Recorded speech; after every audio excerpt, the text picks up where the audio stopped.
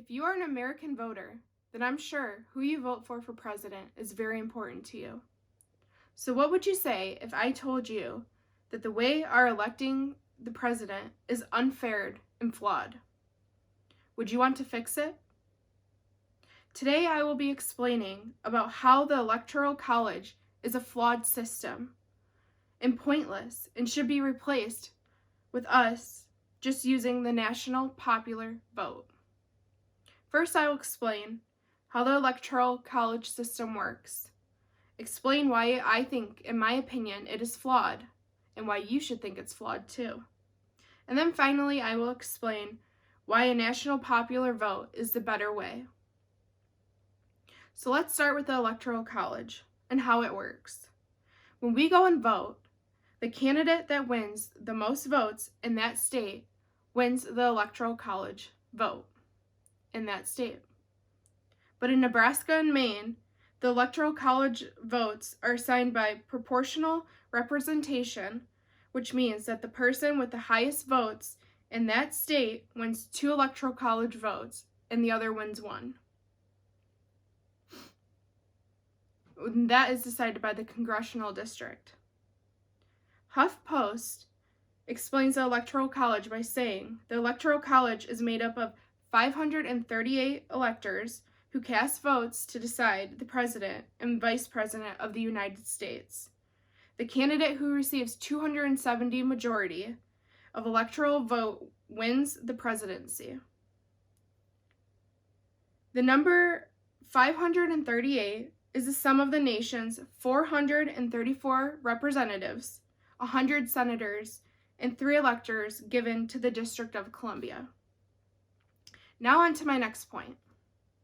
I'm going to talk about how the Electoral College is flawed. Senator Barbara Boxer tweeted on November 15, 2016, "The presidency is the only office where you can get more votes and still lose." Barbara later gave a statement to CNN where she said, "The Electoral College is an outdated, undemonic system that does not reflect our modern society, and it needs to change immediately. Every American should be guaranteed that their vote counts." 2 of the last 3 presidents were elected presidents without winning the popular vote. The first being George W. Bush, and the second being Donald Trump. This is a big issue, and it should concern us American voters. Another issue that the swing states are the deciding outcome of the election.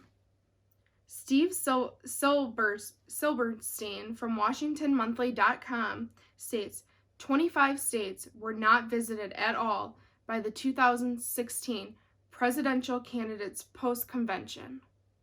However, the swing states Florida, North Carolina, Pennsylvania, and Ohio were visited 71 times, 55 times, 54 times, and 48 times.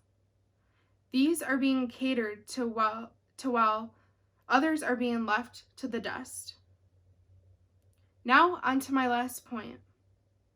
There is a solution to this issue, and that is changing the Electoral College to the popular vote and demolishing the Electoral College. The national vote should be encouraged for voter turnouts.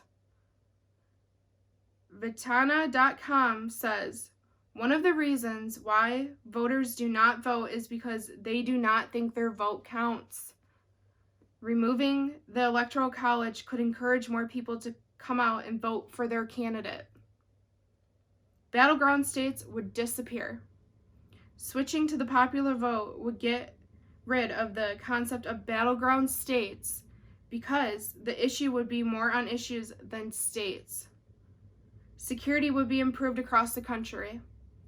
This means areas would be closely examined in real time, which would enhance the security of all votes that are casted. Lastly, all other elections in the United States are decided through the popular vote. And with the popular vote, it would bring the presidential election in line with the rest of the election structures. In conclusion, the Electoral College vote is not the right system in electing the president.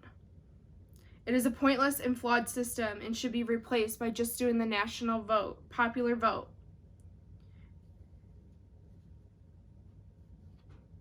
So please consider changing the Electoral College to the popular vote and completely demolishing the Electoral College. Thank you.